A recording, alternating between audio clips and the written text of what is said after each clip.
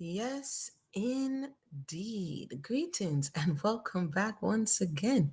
This is Amuna, and you don't know already. Wait a minute. You don't know already. I pray everybody is doing well. I just saw a typo as I'm going live. I'm about to fix that thing live. But for those who've just joined us, welcome. Major law firm. You read it right. I saw this last week. Let me know if you saw it. Sues these 5 food companies because their food is too addictive. I said, you know what? At first, I was just going to read these articles. But then I was like, nah. We're going to read the article really quickly. But then we shall read the lawsuit because I'm vested in this topic. But first, let's spell this word correctly, shall we? Hold on one second. You see, when you are the producer and the editor and all things, ADDICTED. It just that didn't look correct. Hold on one second.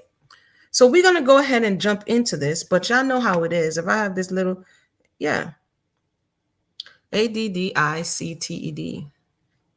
See, all right, boom.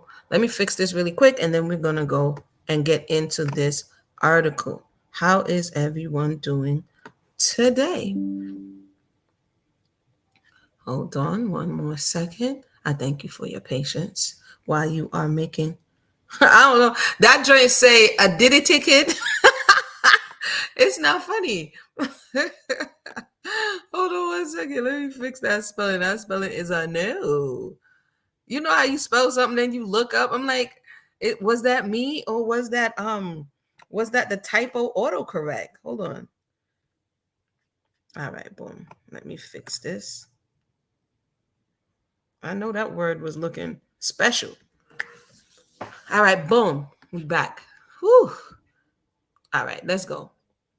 So I'm going to share my screen. We're going to read the overview of the article, and then we're going to get into this lawsuit, okay? Because I've been doing research on this stuff for a good couple of years now, but within the last 2 years specifically, I'm really drilling down in these areas. So to see a major law firm like, I ain't gonna drop their name yet, come out with this suit, I was like, curious. So let me share my screen. We already, crisis averted, okay? Crisis averted here. We are going to read this article, and then we shall read the lawsuit. We're ready then. So here we are. Let me know if you could see it. Boom, you could see it, and let's continue. So this lawsuit, and what I find is that in these areas, we the people are lax. You understand what I'm saying?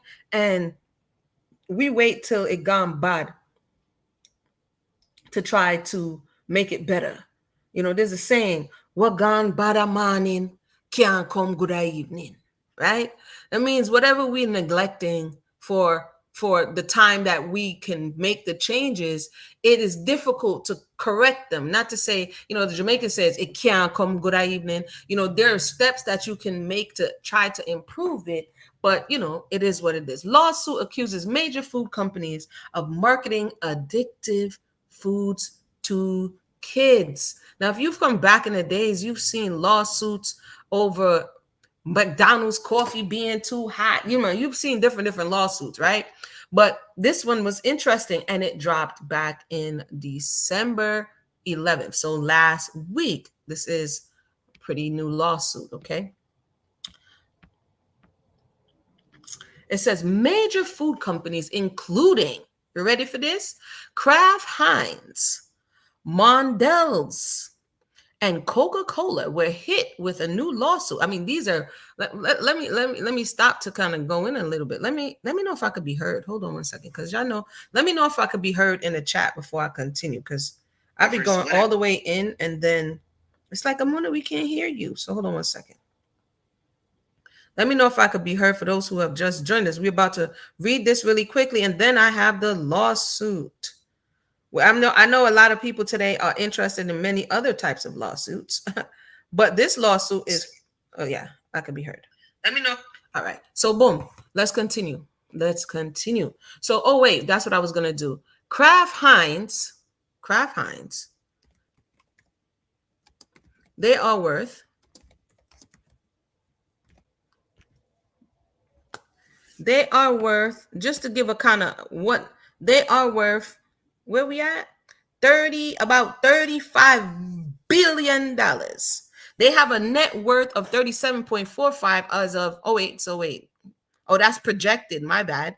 So as of December 16th, which is 2 days ago, they have a net worth of $37.4 billion. Billion. Okay. That's one. So that's one of the big boys that's being sued. Another one of the big boys that's being sued. So you know the weight, the gravity of this particular lawsuit. The next person being sued, I don't even know this next person unless they have $82 billion. Okay. Mundell's.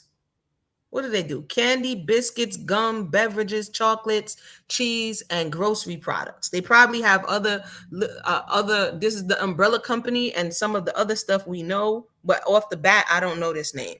But nonetheless, we should know this name because they're worth $82 billion. Okay. The next heavy hitter that's in this particular lawsuit is one more. See, we don't think this of Coca-Cola. Everybody knows them. We don't think it's important until. But there was a saying. Coca-Cola is at $271 billion. Okay. So collectively, you're looking at over just those three. I didn't even do the five yet. Just those three, 271. The other one was 82. The other one was Kraft Heinz was how much? 37. That's almost $400 billion, $390 billion. Just those three top guys alone. Alone. Okay. Alone. How many times did I say it? Yeah, alone. One more time. All right. So let's continue. It says here, they were hit with a lawsuit last Tuesday accusing them of designing and marketing, quote, ultra processed, end quote, foods to be addictive to children, causing chronic diseases. Now, this is what I've been studying. When I keep telling y'all I went back and studying, this is what I've been studying even before this time, but more specifically, how these foods and how these ultra processed foods affect not only children, but the population in general, and where the country and the world would be in the next 10 years as it relates to diabetes, cancer, and obesity and heart disease if something doesn't happen, okay?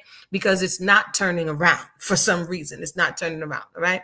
So I find this curious. So I said, let me just read it so I can read it and you can read it and everybody can read it. Prevention is better than cure. And that my granny used to say, prevention better than cure. Okay. But let's continue here. Let us continue.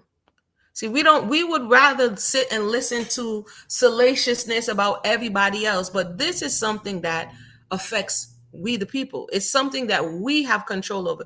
You don't have control over whether or not the combs we him do, we Carter do, we this anse, panse, ranse. We don't have control over that. What we do have control over is what we do in our own personal lives. And that's the stuff that I notice when it's too close to home. It's too much like right. It's too much like we got to do something. The people are not interested.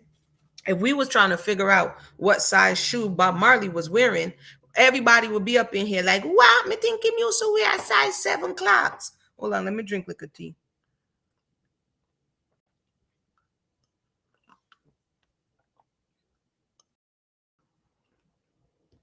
Victor, welcome to the conversation. Thank you for joining us. This is information. Share this video. This is information that needs to get out, right? Hold on, let me do some. This is the information that we need to know. These are choices that we make every day. When you go to the vending machine, when you Whenever, whatever you do, when you go to the supermarket, when you go to the gas station, when you go to the corner store, this is within our hands. It's within our reach. It's within our purview. But it no saucy, it no juicy, it no alluring. You understand? So therefore, we don't want to hear about that. We want to know what kind of perfume Rita Marley used to wear. That we want to know, Mona. Why you keep telling us this stuff? We don't want to know this stuff. We want to know what Nick Cannon and his baby mothers. That's what we want to know. Let me continue. I'm trying to share this thing. Hold on. But let's continue. Let's continue. Let's continue. Where are we?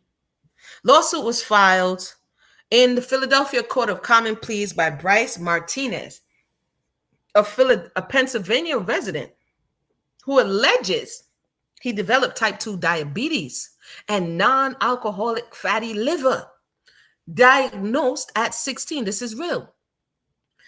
As a result of consuming the company's products. And the reality is, like in the last 30 years, these pediatricians and these care doctors began to see fatty liver, which usually was associated with alcohol consumption, being developed in younger and younger patients who don't drink alcohol.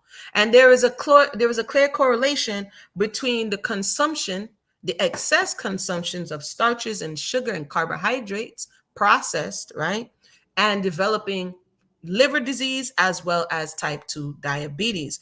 And I've actually writing and putting together a program. Already have the basis of the program, everything together to do what it is I do, which is educate the young children about healthy eating. If you want to see more about that, I definitely have some links for you, right? So let's continue. His lawyers at the firm, Morgan & Morgan, a major U.S. plaintiffs firm, described the case as the first of its kind. And you know, that's about to open the floodgates.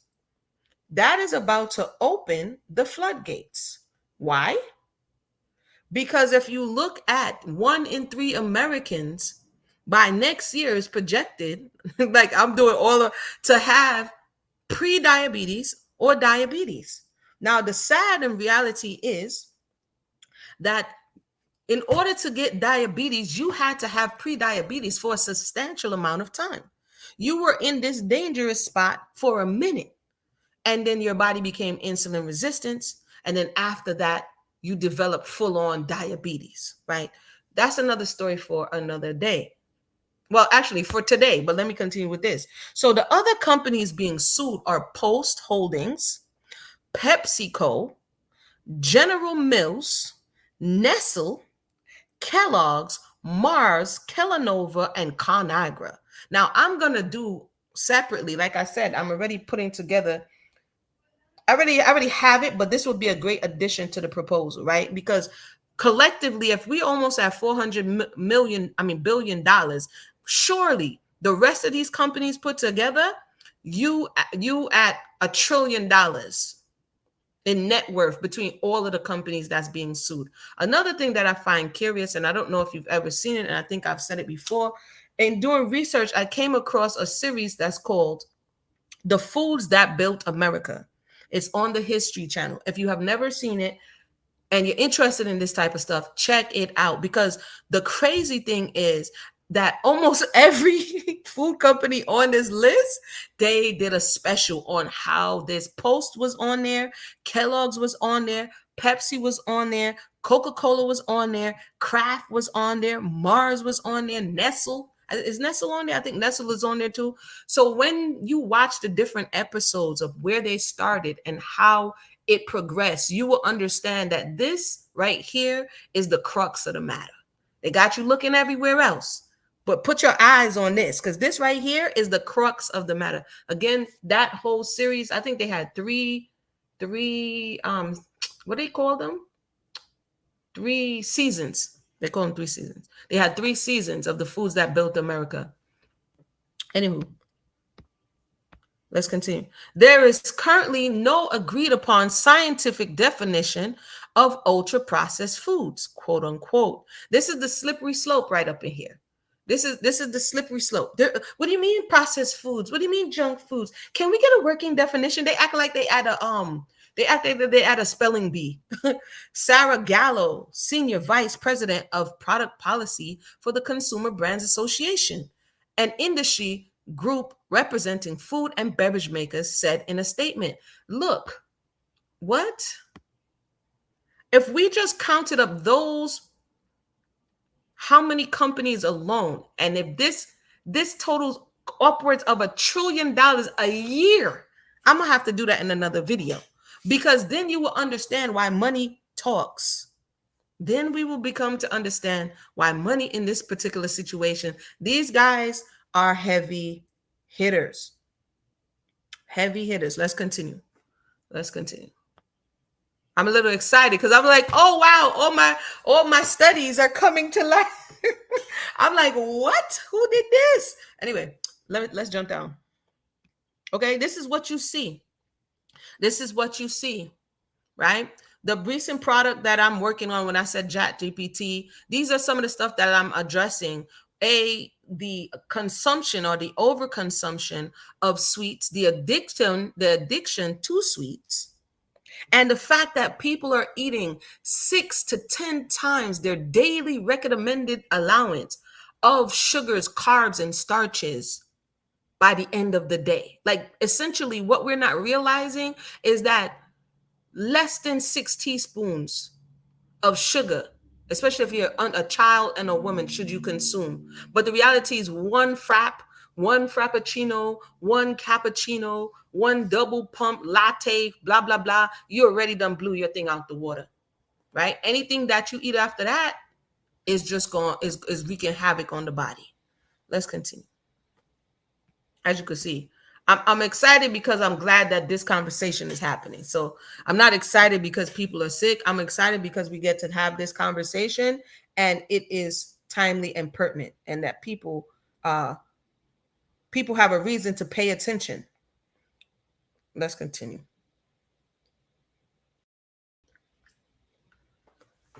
Attempting to classify foods as unhealthy simply because they are processed or demonizing food by ignoring its full nutrition content misleads customers and exasperates health disparities.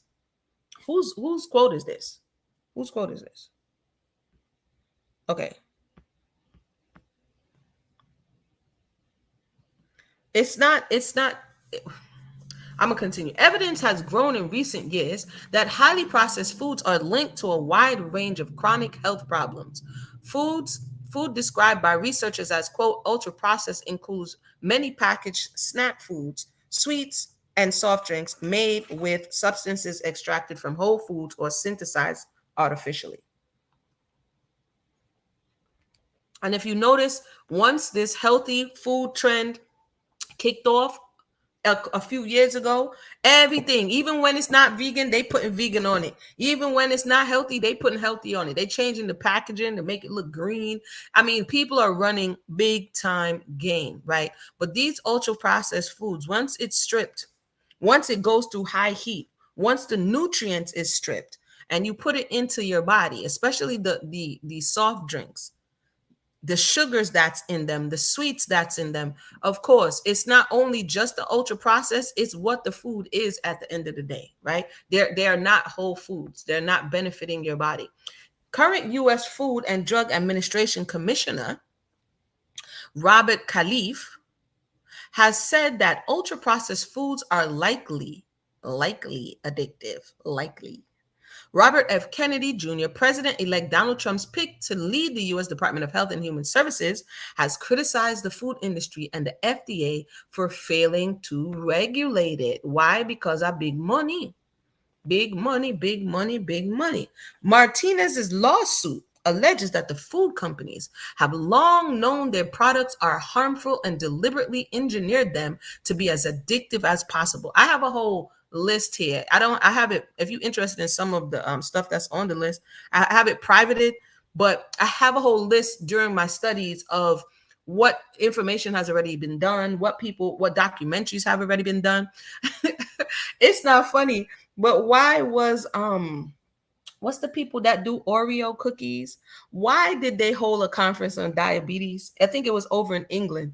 And the people were like, the people who were petitioning were like, why are you doing this when you're the one, your product is the one that's contributing to the problem, right? So they're on two sides of the aisle, essentially. It argues that they are drawing from the same, quote, cigarette playbook as tobacco giants Philip Morris and R.J. Reynolds, which for a time owned the companies that became Kraft Heinz and Mondelez. The suit includes claims for conspiracy, negligence, fraudulent misrepresentation, and unfair business practices. It seeks an unspecified amount of compensatory and punitive damages. And I actually saw this. I saw this on Facebook. I saw an ad being run. So what I'm beginning to think is that it's going to morph into a class action lawsuit because they're looking for other people who would possibly be willing to say, I guess children in this case, who will be willing to say that this thing caused them issues. So we're going to read the suit now. But before I do, I want to show you a little bit of the playlist, okay? Because this stuff, the studies have been done. People like shows like Fat, Sick, and Dying, You Are What You Eat. All of these documentaries have been out. But we want to, for many reasons, and I'm not going to act as though they're not reasons, but one has to say, if you're so concerned, if we the people are so concerned about healthcare, a lot of these diseases, obesity, some cancers, heart disease, these are lifestyle, diabetes type 2, these are lifestyle diseases. That means it is based on our day-to-day choices. Okay, here we are. So I have it's not open, but I'm going to show you guys a little bit to show you how deep this really goes. Hold on. All right. So here is my playlist, okay, of some of the stuff that's already out here. The scary truth about sugar, science of our addiction to sweets, most dangerous addiction in America, sweet death, how sugar is making us sick. As you see, all them red bars mean I watched them all. Okay, I watched them all. Okay, how to overcome sugar addiction, sugar rush, fat, a documentary. All of this stuff is here on YouTube. A spoonful of poison, why sugar and oils are slowly, and again, people who are doing these, they have their spin, but I tend to pick sense from nonsense in just allowing them to share their findings, and then I cross-reference it with the studies and research that I've done over the years. All right. Then you have a fat documentary. They did one and then they did two. The fastest way to reverse a fatty liver. Remember, we just read in the article that they were accusing the foods of causing them to develop a fatty liver. We don't want to hear this stuff. And that's part of the issue with dealing with this particular thing. It's something we need, but it's not something we want. And when you're in that space, then it's like people make choices every day, right? But then when you got to pay the piper, all of a sudden, we're doing all of these things that then turns around and burdens your family, burdens your relationship, but you could have made a better choice each day. I'm not saying that the choice is the easiest choice. What I'm saying is that why do we do that? But let me continue with some of these. The diabetes documentary, 8 pre-diabetic signs you must know before it's too late. Because 5 to 10 years is the span of someone being pre-diabetic before their body totally goes into type 2 diabetes, which means that your fasting blood glucose is over a certain amount. That means that your body is not processing the sugar. It's not able to absorb the sugar in the cells. And this sugar is reaping havoc in your bloodstream. And it's affecting your eyes, and it's affecting your limbs and your mobility and a whole lot of other stuff. Okay. Top 7 diabetic triggers. And it goes on and on and on. I just wanted to show you a little bit about the information is out here if we want to know. Like, dang, Amuna, this is what you be doing. Like, do you sleep? Yes, I do sleep. But this information is out here. But as we can see, if I was talking about someone else, if I was talking about someone else's life, we would be in here. We would be like, ooh, tell me more. But we have to put the energy where energy goes. energy flows. And if we don't start to put the energy in this direction, health is wealth. And a lot of people don't appreciate their health until it's too late. So I know I'm speaking to the breeze right now for the most part, but the sound has to go out, right? So let's read this lawsuit a little bit, and then I'm going to wind down. Let me know if you have any questions or comments. Like going out in the community, uh, doing this type of stuff, I'm telling you,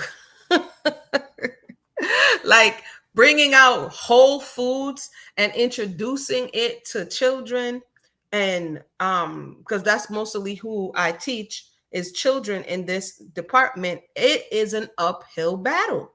We're about to read this lawsuit for those who just joined us, right? It is I'm just sharing it a little bit. It's an uphill battle because they don't, for the most part, get exposed to this type of stuff, especially if they're living a fast-paced, highly processed life.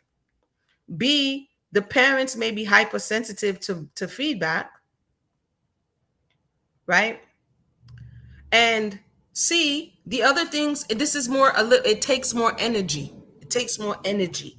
And a lot of people don't, they want the short, let me just go through the drive-through, let me get a such and such and such and such, right? And then pay the piper later. Sometimes. Anyway, let's get into this lawsuit. So anyway, this is Morgan and Morgan out of Philadelphia. We just went over some of the heavy hitters, okay? And they were putting this together. We got one Morgan and Morgan in Orlando, New Orleans, New Jersey. These are some other companies here. Seeger Wise. So it's two law firms. So it's Bryce Martinez. This is the name of the young youth who said that he wants to sue these people. And versus Kraft Heinz. This is December 2024.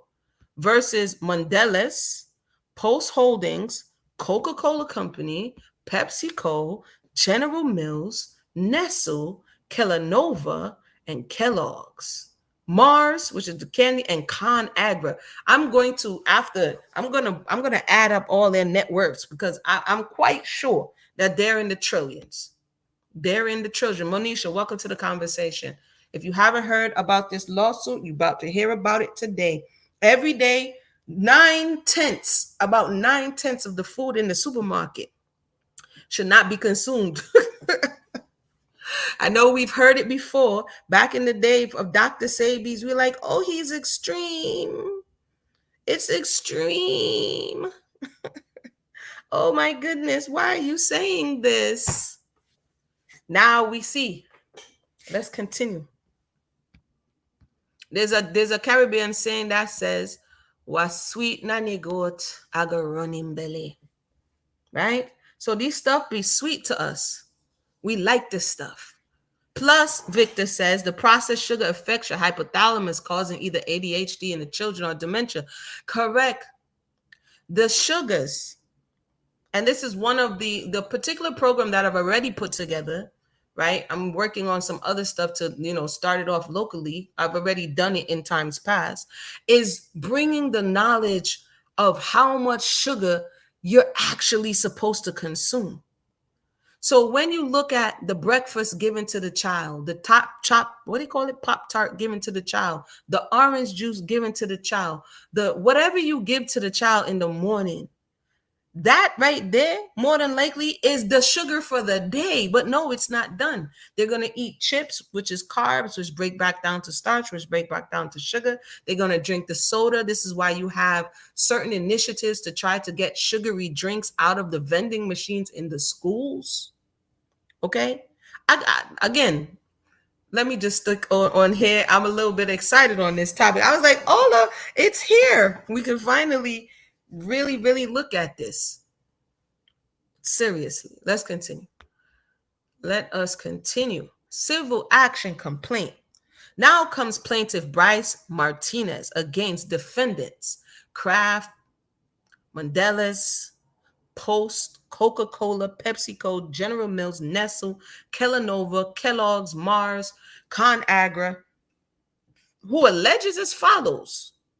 In the United States of America, one of the greatest threats to our health and the health of our children are the substances that dominate the shelves of our grocery stores, ultra processed food. Literally today, I was in the supermarket.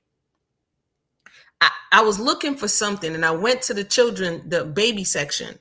And when you turn, and I've been saying this for years, turn the back of the formula. The two leading ingredients in formula is sugar and oil.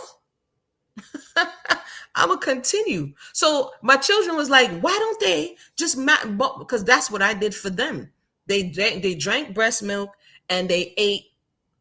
If it's sweet potato, you steam the sweet potato, you mash it out. If it's avocado, you take it out, you mash it out. If it's apple, you steam it, you mash it out. If they don't have no tea, banana, you mash it out, right? So they're like confused. They're like, why? Why are you buying all this stuff in bottles and boxes and things for babies? They're confused because that wasn't the world that they came from. But what my point is, once you get the customer early out the womb, whoop, the customer comes out the womb. The first taste they give them is whoop formula. How did the formula reach in the NICU? How did the formula reach where the babies are being born? Because the companies want to hook them quick. And if you look at the first two ingredients, it's sugar and oil. Let's continue. So anyway, so it develops the palate for this type of addiction that it's speaking of. Ultra processed foods are industrially processed edible substances that are imitations of food. They consist of former foods that have been fractioned into substances chemically modified, combined with additives, and then reassembled using industrial techniques such as molding, extrusion, and pressurization. The pressure is getting worse. Okay. So it used to be food. It is far removed from food. Each time you do some type of process, the further and further it gets from this actual whole food. It says UPF are alien to prior human experience, which is ultra processed food, because they already just introduced us to UPF. And now their inventions of modern industrial technology contain little to no whole food. Again, check out, if you can, that foods that built America. That right there. What I ain't gonna go off topic because this is right here. However, the prevalence of these foods exploded in the 1980s. I would disagree, Morgan and Morgan. I ain't the lawyer, but I would say that the prevalence was already before the 1980s. They were prefacing it when they came out with what do you call it?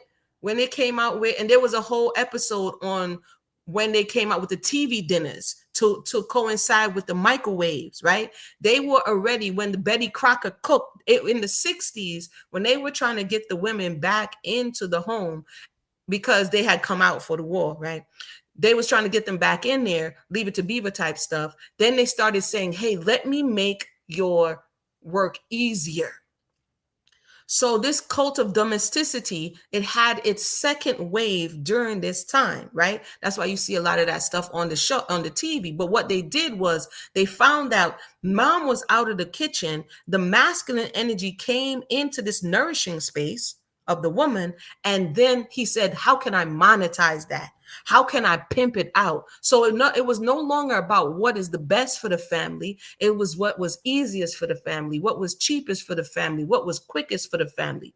And so this is where you see the fabric of the health of the country begin to erode, because you had the masculine principle, the male, into a space that historically is not his space. I'm talking about what we are best fit for, right? You will see him in a space that he does not belong. Because when the mother's looking at how do I make sure that my household is healthy and strong, he's looking at how can I make more for less. I ain't gonna go. Let me continue. It says, and have come to dominate the American food environment and the American diet. The issue is particularly pronounced in children You see what me who derive over 2/3 of their energy from ultra processed foods on average. When they wake up, when you look at the cereal, look at the sugar. What we don't understand is really how to read these nutritional labels. For the most part, they're not teaching it for the most part, and therefore you're not realizing that you're eating way more than your portion, way too much of everything.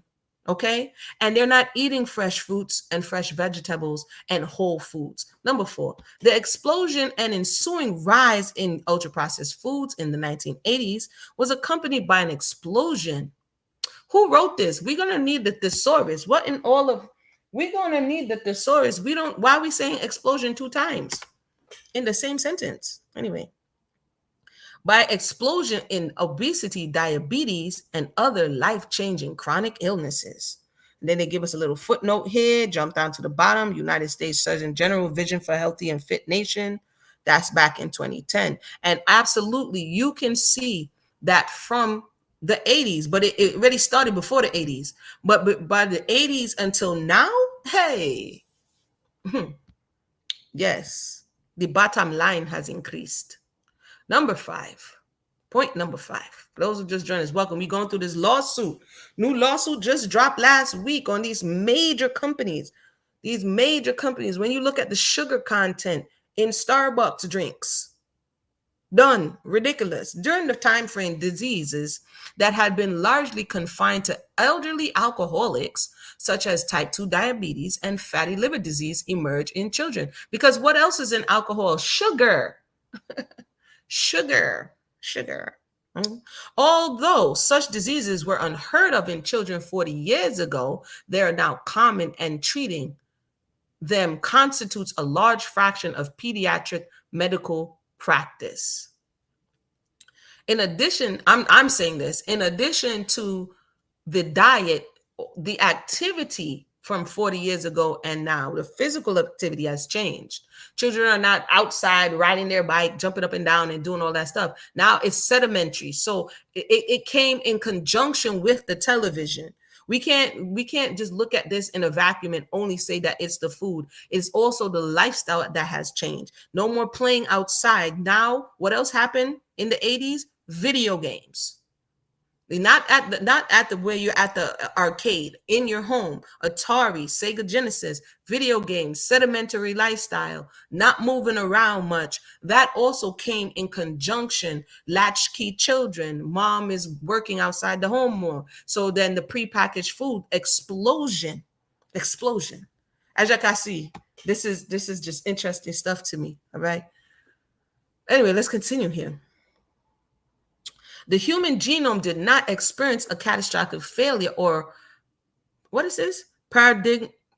Paradigmatic shift during this time frame.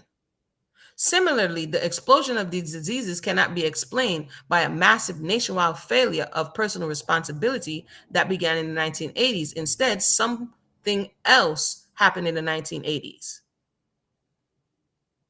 Let's go 7.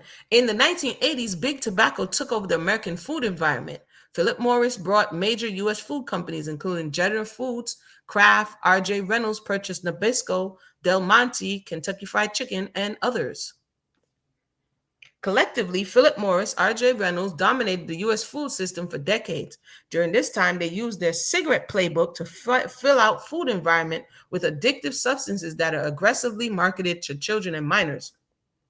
And the reality is, some of this stuff, I think it was, what was it? It was one of the colorants that they use at Starbucks. And they were looking at how in Europe, they don't use those addictive substances, but America, they do. The same thing it was, I think it was for Kraft as well. So certain things that don't fly in other places, these, quote, cheaper chemicals are put into the food. Like over a decade ago, I used to hand out this list of carcinogenic food additives. If I could still find that list, I used to have it for where people could come and get it, the list of carcinogenic food additives, like that also contribute to ADHD and many other things, like artificial coloring, red, 40, Lake, such and such, aspartame, all of these things that you see, you think, oh, it's nothing. No, it's chemical additives to the food, and it's adversely affecting you and your whole household, right? If that's what you're still consuming. It says here, let me see here. So they blaming the cigarette company. Let's go. 9. Ultra processed food formulation strategies were guided by the same tobacco company scientists and the same kind of brain research on sensory perceptions, physiological psychology, and chemical senses that were used to increase the addictiveness of cigarettes.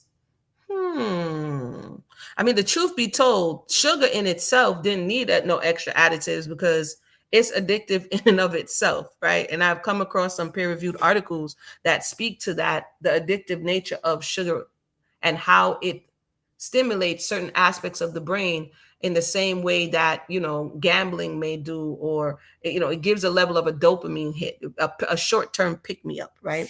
Anyway, 10. Studies of how electrical messages are transmitted through the central nervous system are used to formulate UP products. Yo, homie is like, yes, they in their lab like Frankenstein. They did it on purpose. For example, and actually they did, because I actually saw, I don't want to lie on them, it was one food company that was trying to see how much sugar was too much sugar. And so they have people behind walls, and then they put different amounts of sugar, and then whatever the people vote for the most is what they can get away with putting in. Never mind, that's beyond what you're supposed to eat for the day. It's all about taste perception, right? But let's continue.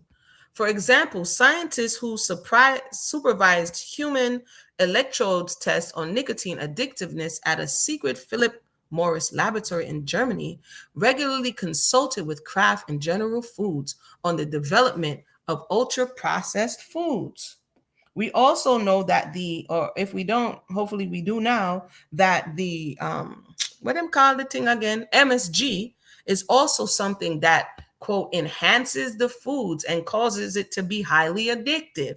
So if you see things like MSG in the food, additives, even if it's quote unquote natural, all of those things are the chemicals that are making the food addictive. But there's a bright side to all of this. But I'm going to leave that for the end. Let's continue. In doing so, big tobacco companies intentionally designed ultra-processed foods to hack the physiological structures of our brains. Yo, who wrote this? I'm not saying no, but they're going in. 12. These formulation strategies were quickly adopted throughout the UPF industry with the goal of driving consumption and defending profits at all costs. The same MRI machines used by scientific research to study potential curves for addiction are used by UPF companies to engineer their products to be ever more addictive.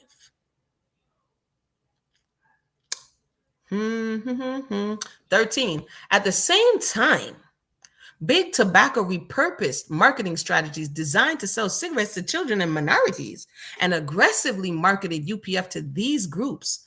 As a Philip Morris executive boasted at a UPF industry conference, quote, "We've decided to focus our marketing on kids where we know our strength is the greatest." And it's like showing them the McDonald's and, oh, they want to go Happy Meal and they want to do Ronald McDonald and they want to get Kid Meal and they want to get batteries. So they circumvented the parents, embedded the thought in the minds of the children. If you go back to the Edward Bernays, the father of modern day public relations, and read some of the psychology that they use for these things. So they get the child to harass the parent, and then the parent cave to the child so that the child gets what they want and the parent feels compelled. But my question is, what household they living in? I wish a kid would harass me to forcefully make me buy you some unhealthy food. The parent, how is the parent bowing to the child? Let's continue. 14, for those who just joined us, we are reading this lawsuit that just came out. Big, these companies collectively, I'm gonna have to come back at another time and see and add up how much they're worth, right? The rest of the ultra-processed food industry quickly followed suit, taking a very well-evolved marketing strategy to sell things that make people sick and applying it for one substance, cigarettes, to another, ultra-processed foods. The industry now spends about $2 billion each year marketing UPF to children. And that's a drop in the bucket. 2 billion is a drop in the bucket. If these jokers is worth over $1 trillion, that's a drop in the bucket. Let's continue. Let us continue. 15. These strategies have had their intended effect. UPFs met all specific criteria that were used to determine that tobacco products are addictive. Like industrial tobacco products, UPF triggers compulsive use, have psychoactive effects, and are highly reinforced and triggered strong urges and cravings. And again, I mean, if we're going to keep it a buck, it starts from the introduction of these formulas, because you are teaching. I heard this when I was doing some research. Teaching, you're educating. Good night, good evening, Renee. You're educating the child's palate, right? This is why, and again, I don't crumble easily with people. So going out and introducing healthy foods, whole foods to children whose palate just know Chick-fil-A, buffalo wings and ranch dressing. Trust me, it is not for the weak. Let me tell you a story real quick, then I'm gonna get back to this thing. So it was about last year. I was called in to do a session introducing healthy food, cooking with color, and introducing these healthy foods to children. Not only just introducing it, showing them how to prepare it, right? And I find that when you get people involved, they're more vested in the process. So anyway, we were there. I think we were preparing kale, showing them how to make kale and a few other things. And so one young girl, to this day, it has become a meme. One young girl, and it was in an urban, quote unquote, setting, right? She hollers from the back of the class, "I hate kale." And I was like, wow, sis, what has kale done to you? So I started engaging them because I'm not offended. I'm not kale. So why am I mad, right? I started engaging her and I'm like, yo, what is it that you like? And then she was like, it's not funny. She was like, ranch. And I was like, excuse me? She's like, ranch. And I was like, okay, so let's talk about that. What is ranch? Right? So I was like, can you name me all of the ingredients in ranch? Ranch is not available in nature, right? So what is it? And I find that in these type of conversations, right, engaging children, they're open and willing to learn, but who's there to teach them? If they do that, but then they go home and it's box food and it's all of these things, then there becomes this internal struggle to want to do right, but not have the capacity to do right because they're the child, right? But that ranch situation, that sis had me, man. And I'm like, at the end of the day, after they prepare it, I'm like, you can taste it if you want or not. You know what I mean? And 9 times out of 10, they're willing to taste it. And then they realize, oh, this is not that bad.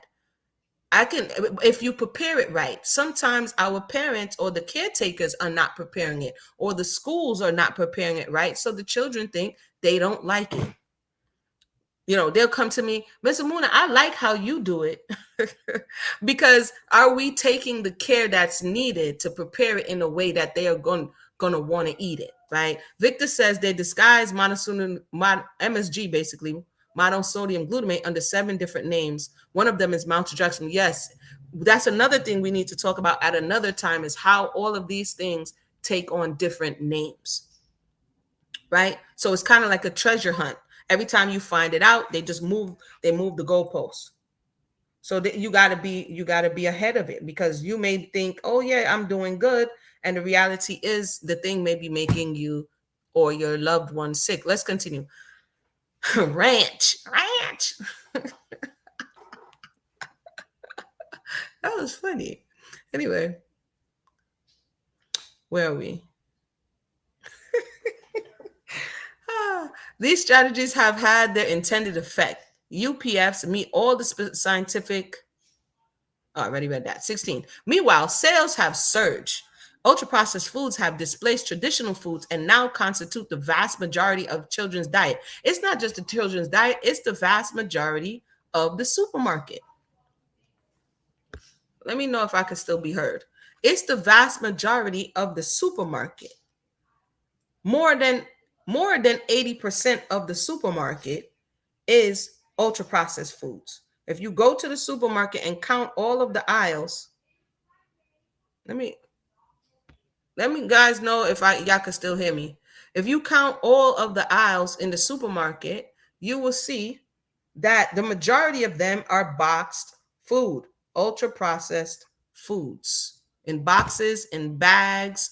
Not if you look on the edges of the supermarket, you're going to see a small produce section. You're going to see, because those are perishable, right? So one of the things, if we're going to be honest on the progression of this conversation, right, is that these perishable foods, aforetime, a few generations ago, one would have to pickle, brine, salt, smoke. You would have to have some type of method to preserve these foods. Otherwise, they would spoil. So a lot of this comes out. It was birthed out of that, but then it transformed and mutated into something different. This is 148 pages. We are not about to read 148 pages today. I'm definitely going to come back and read more. I'm just going to read a little bit more, and we're going to continue to have this conversation because it is important. I know we like, and the other part of this discussion that is problematic in my estimation is that once you can hear me? All right, cool. High fructose corn syrup, all of those things. Again, Victor, I agree. All of those things are the same thing. And corn syrup is the number one ingredient in the majority of the baby food. So the reality is that this is being marketed and shopped out the gate. Today we were in the baby food aisle and it's $30-$40 for a bottle of formula or a powdered formula. Okay. So anywho, let's continue. I'm definitely going to come back and read this some more because, woo, this is going to be a big one. Okay. Makes me want to continue on with my program. By the way, let me so y'all can see that I'm not out here blowing smoke. That I am not out here blowing smoke.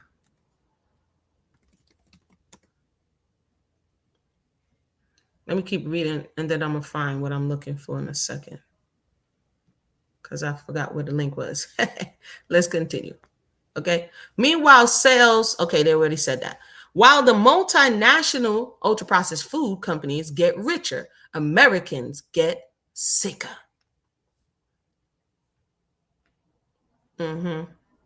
We are all living with the devastating consequences of defendants' actions. The United States is beset by concurrent epidemics of obesity, diabetes, heart disease, and other conditions. Obesity has doubled among adults and tripled among children. The number of Americans with type 2, this feels like this guy wrote, like this lawsuit was written to turn into my recent class.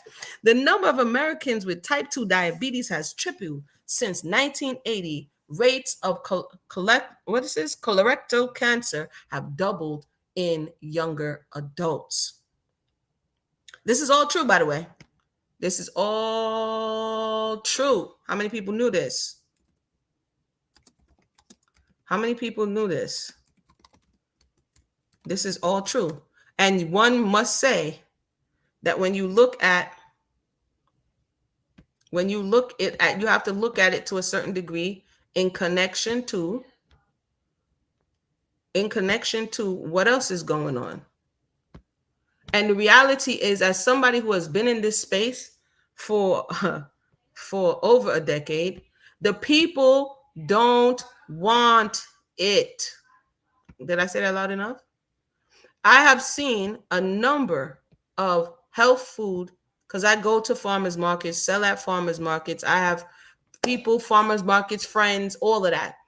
And what I have seen is every single one of them who opens ends up closing. They spend their money, their time, their energy, their effort to try to educate and to try to meet the needs that they think the community has. And the sad reality is the people don't want it.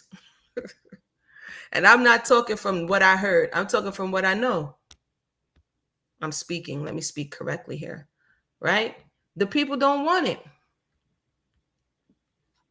And that is the complicated space, because they have been accustomed to what is easy, what is quick, what is fast, what is now. And anything, unless someone is sick, unless something is pushing someone in that manner, people tend to just do what is easy. Sad but true. Let's continue. I'm looking for something, but I'm gonna continue reading. And it's a choice. That's the other part, right? So I feel them on this, but there's another part of it. For the first time ever, type 2 diabetes and non-alcoholic fatty liver disease emerged in adolescents around the turn of the millennium. The rates of these diseases in children are now surging, with rates of both doubling in recent years. Non-alcoholic fatty liver disease is now common as in children as asthma. Scores of high-quality human studies have demonstrated that UPF significantly increases the risk of diabetes, type 2 diabetes, non-alcoholic fatty liver disease, cancer, cardiovascular disease, cerebrovascular disease, irritable bowel disease, dementia, mental health outcomes, mortality, and other serious chronic illness. Dang, Morgan, y'all went in your health education and promotion bag for this one. However, these same studies demonstrate that UPF increase these risks independently of their nutritional profiles, even after adjusting for fat, sugar, salt, carbs, and the nutrition profiles. UPS will cause significant health problem risk. Now, whoever's gonna, these giants got, they got big boys behind them, because whoever's gonna come for this, the way it's listening, the way it sounds thus far, right? You're saying that it's addictive. So are you going through the vein of the chemicals, or are you going through the vein of the nutritional makeup? Because in 21, it's like, besides all of that, these things on their face create and cause these significant health problems. Because one would have to ask, at what point, if somebody marketed, somebody influenced, somebody finessed you, but at the end of the day, the people were responsible for purchasing and consuming. Outside of those who don't have access to food, healthy foods, who live in a food desert, right? Outside of those specific people, how are they intend to prove, and I'm going to keep reading, how do they intend to prove that the full responsibility for this issue lays on the shoulders of the food companies? Because the same could be said that there are many people who don't consume these foods. You understand? So did they ever tell you that you wouldn't get these things if you consume these foods? But let's continue. In other words, UPF are dangerous not only because they're designed to hack our physiological nervous system and are aggressively marketed to children. The risk caused by UPF cannot be avoided simply by choosing healthier UPF with less fat, sugar, salt, carb, or different nutritional profiles. Likewise, UPF does not increase the risk of other conditions simply because it causes obesity. Rewind. Likewise, ultra-processed foods does not increase the risk of other conditions. That sentence is a little interesting.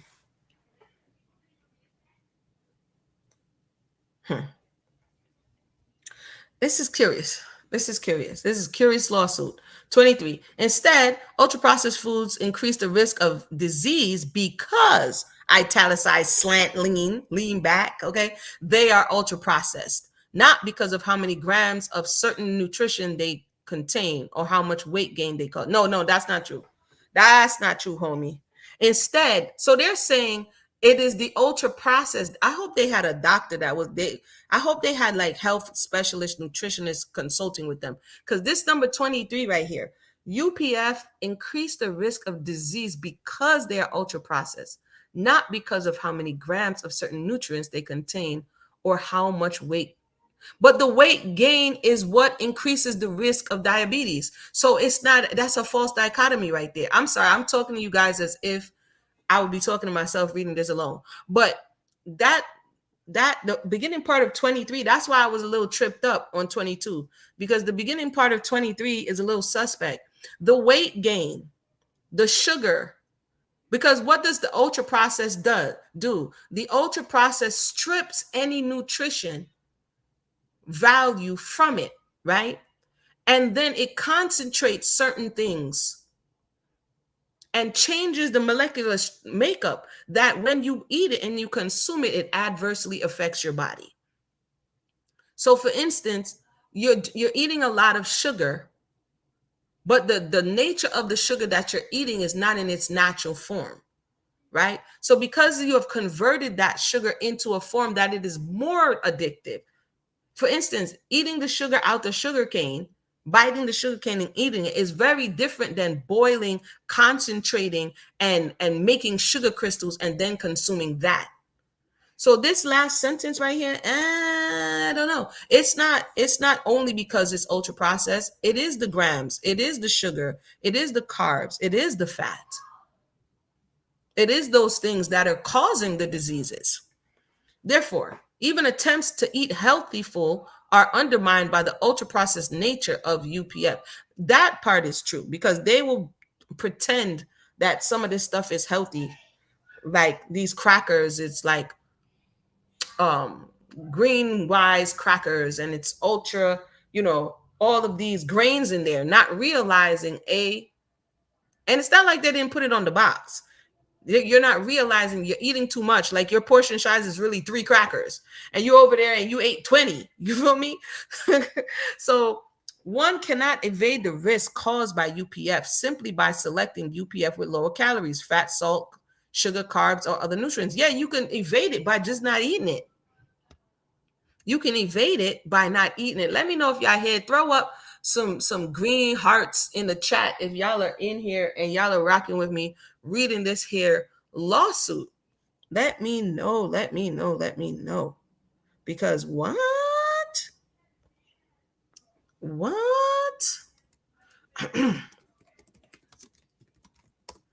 This lawsuit is right on time. I've written some books. Let's eat. They are available on Amazon. If I feel like I need to do a little commercial break right now.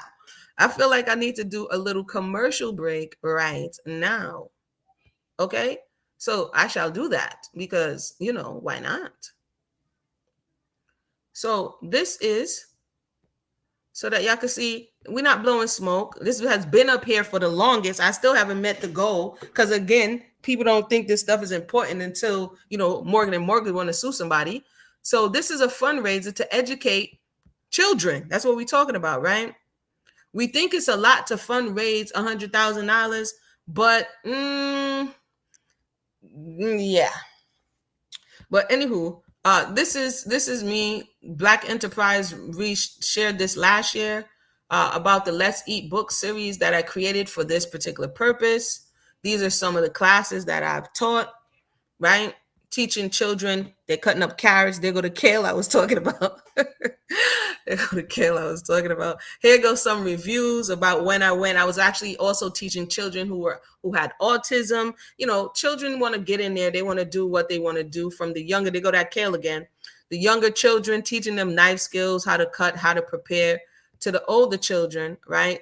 And this is just, again, some more teaching them how to make mango salad, all kind of stuff, mango salsa, everything. Okay. And these are some of the videos for me doing that. So, so this is available on the Yummy Cottage if you want to invest in something like that, because the truth of the matter is, even suing them, it may get the attention, but is it really going to change $1 trillion business? I don't know. All right. But let's continue.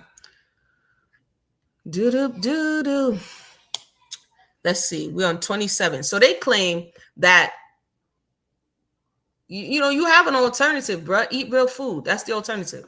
Anyway, the UPF industry is well aware of the harms they are causing and has known it for decades, but they continue to inflict massive harm on society in a reckless pursuit of profits.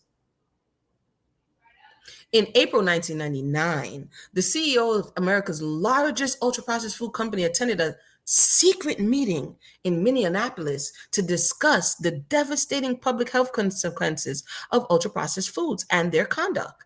At that meeting, a Kraft executive told the other CEOs in attendance that obesity was reaching epidemic proportion, especially among children who are at, quote, a higher risk of developing chronic diseases such as diabetes, heart disease, and hypertension, and cancer. This same executive informed the others that their company was collectively driving this cost the US upwards of 100 billion a year, inflicting a toll on public health rivaling that of tobacco. And yes, that's why they're bringing now, oh, health education people are important because the doctors don't have time and the nurses are pushing meds and they don't have time, and this information is not being conveyed to the people. So now they're like, oh, things that I do, health education is important. Why? Because exactly what they said. If something doesn't change, it's going to go from, oh, how much it's benefiting society to how much this is burdening society because of the economic debt that it's causing because of the sicknesses and the disease, right? Let's continue.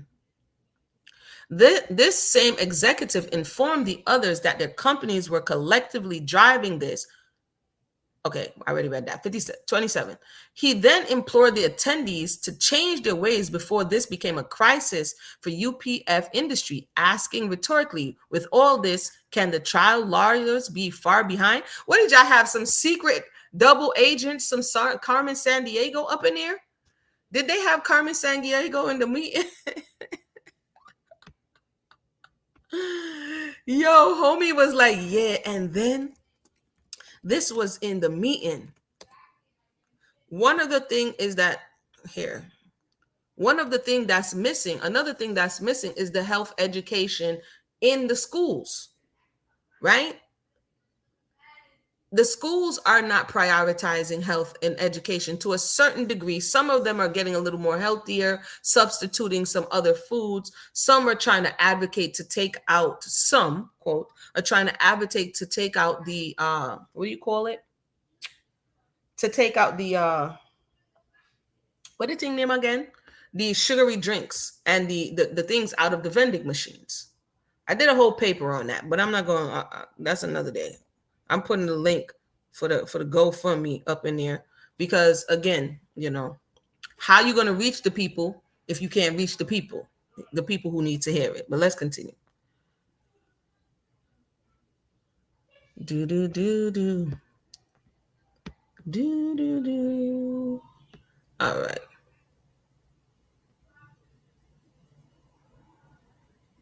Wait, let me make sure I put the right link up in there. It says nothing changed as a result of that meeting, and the UPF industry has carried on inflicting massive social harm on our health and on our children for the last 25 years. 25 years. Plaintiff Bryce Martinez is one of many casualties of defendants' predatory profiteering. Defendants targeting plaintiff with marketing campaigns intended to increase his consumption of their UPF, which defendants engineered to have addictive qualities. But I don't know. Did Kraft go into his house, jump in the car with his mama and his daddy who went to the grocery store and then forced and compelled them to purchase their product and then made them take it home and prepare it? 30. Due to defendant's conduct, plaintiff regularly, frequently, and chronologically ingested their UPF. Yo, Jed. I'm sorry, it's the way, which caused, it's giving my cousin Vinny right now, which caused him to contract type 2 diabetes, that's not funny, and non-alcoholic fatty liver disease at the age of 16. Plaintiff is now suffering from these devastating diseases and will continue to suffer the rest of his life. No, you can begin to reverse some of the symptoms of type 2 diabetes.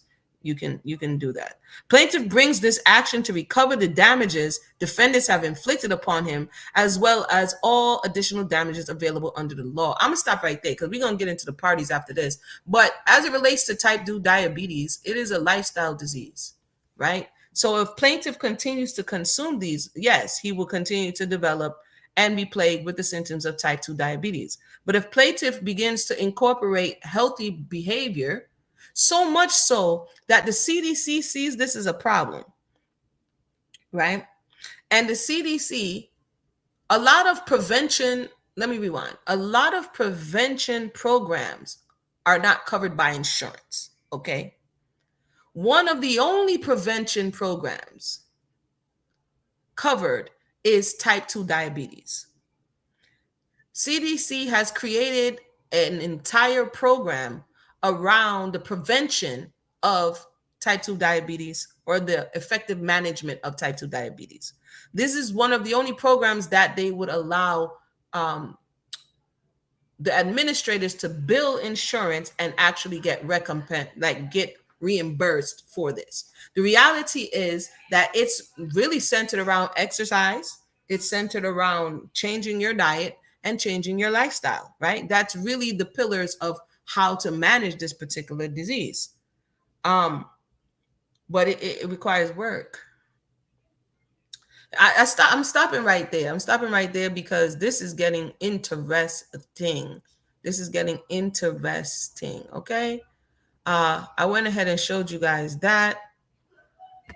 I showed it to you on the site just to show you. I put this thing up. This is helping to empower 5,000 kids with health education classes, right? This I put up how many months ago? 6. Health education and promotion is the answer.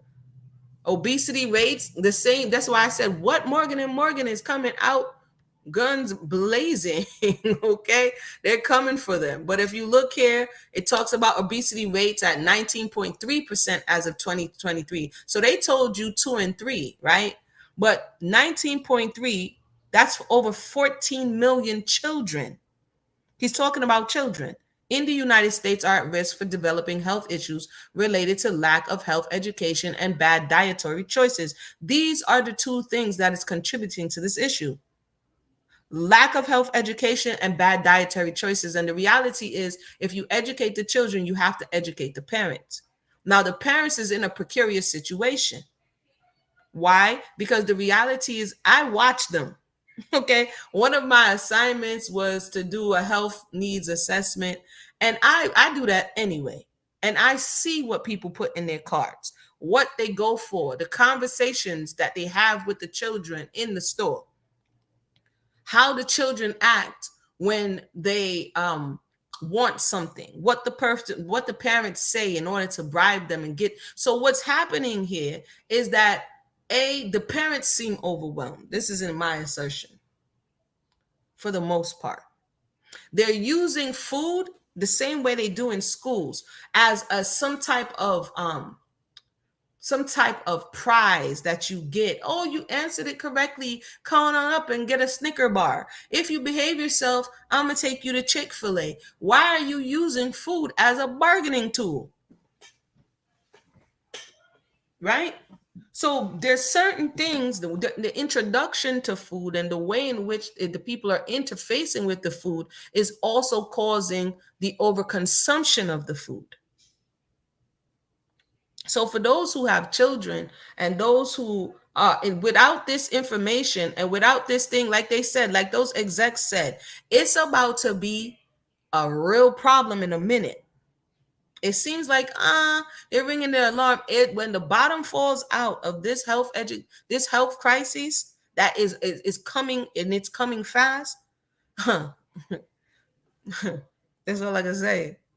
So if we don't, I do a lot of things on YouTube and I share a lot of information, but this right here, this is something that I have been not only interested in, invested in for my entire social media career. Like the very first video I did on this channel on social media, on YouTube back in 2009 is How Is Your Health? The very first video I did, right? So I know we don't want to hear it because it's not as entertaining as all of the things that we think is valuable, but health is wealth. And that's just not a cliche. We need to put more effort into and being more vested into doing the things that's going to help in the long run. Like I've had doctors ask me, How do you get your children to eat vegetables?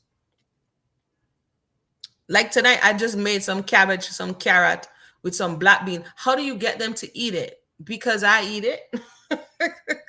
Right? Because I eat it. That's how come they eat it, right? And again, a lot of us don't want to hear it, but it is what it is. We can do better. We don't have to, if we're not doing better now, we can do better if we choose to, right? And some of us are using food as something that is dealing with our emotional state, something that's dealing with a lack that we have. We're using in the same way that we are introducing children to it, right?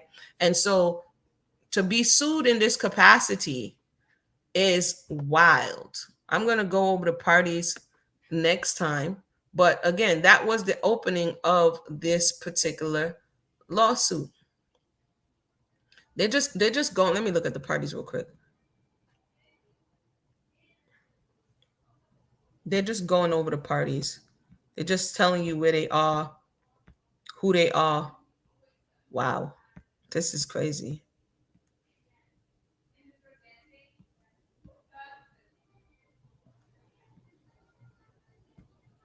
Just looking. Okay, so next time we'll probably read statement of fact. Let me see one more thing before I go. I'm gonna wind this up here. One more thing is one more thing before I go is this particular show here. If you have the History Channel, it's on there, but I think some of it is on here as well. Yeah.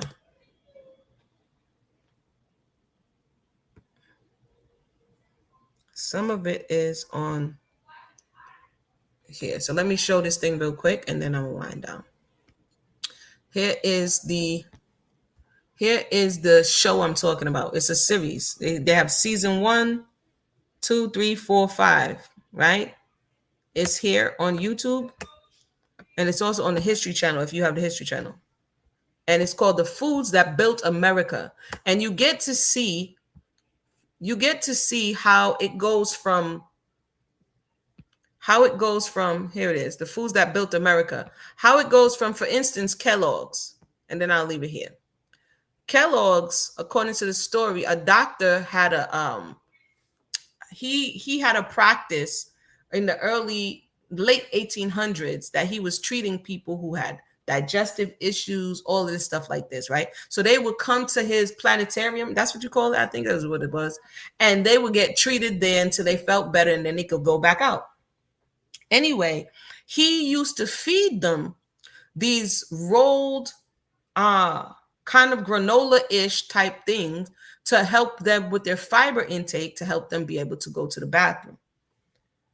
And so he had a brother, according to the story, who found this and thought that it should be sold outside.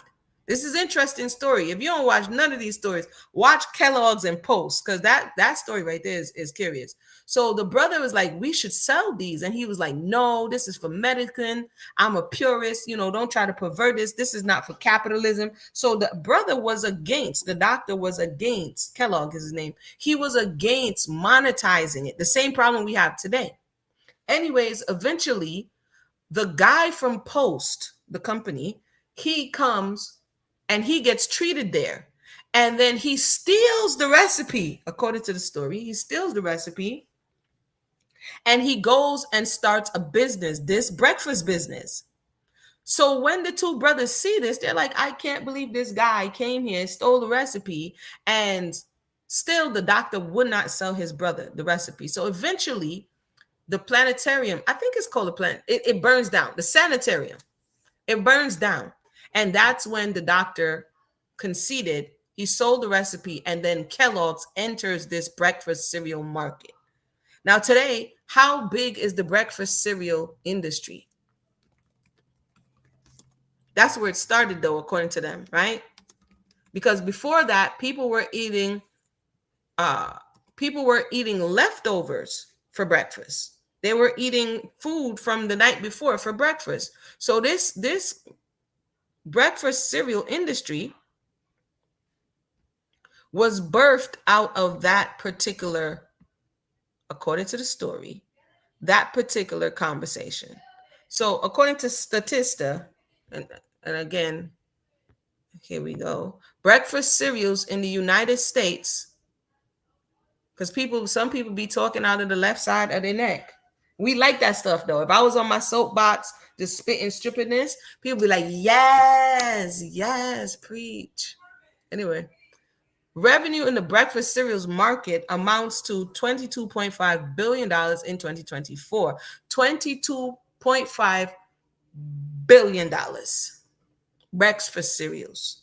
And one of the key contributors to the same thing that this lawsuit is speaking to are the breakfast cereals. A, because people are breaking their fast with it. B, they're laden with sugars and carbs. Okay.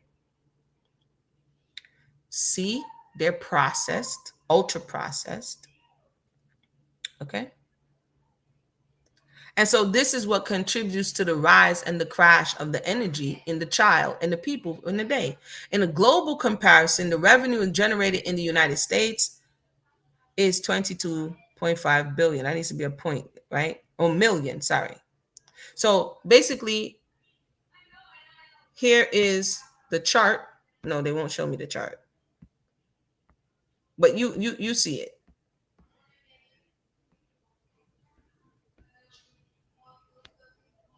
What in the world?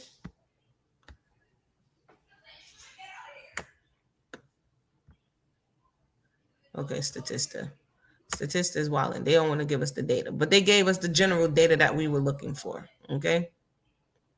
So yeah, this is one of the contributors. But yeah, for that, we're gonna come back and look at the statements of facts at another time. But yeah, what can we do from here? We can listen, we can hear, and we can make choices that's best for ourselves and our household.